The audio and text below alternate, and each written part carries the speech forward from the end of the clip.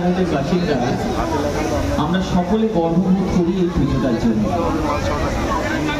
শিল্পী তো বটেই, দেবাশিস বাড়ুই আছেন যার ভাবনায় এই গোটা মণ্ডপ, আলো এবং এই অ্যাম্বিয়েন্স।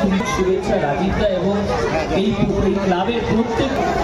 অপরদিকে একটা সামাজিক কাজের মধ্য দিয়ে আজকে আমাদের এই পুজো শুরু হতে চলেছে।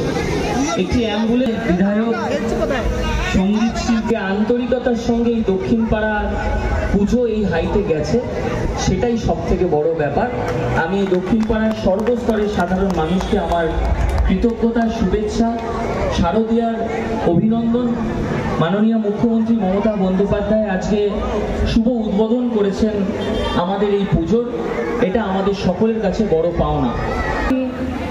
আমাকে আজ থেকে 10 বছর আগে থেকে মুর্শিদাবাদের ছেলে, তখন স্বাভাবিকভাবে আমি আরও ছোট, কথা বলতে গেলে কিছু বল, তখন তো হাত পা ঠান্ডা হয়ে যেত। যাই হোক, এখনও তাই বলো, দেখো আমি কিরকম বলি, এখনও সেইটাই হচ্ছে দাদাকে দেখে। আর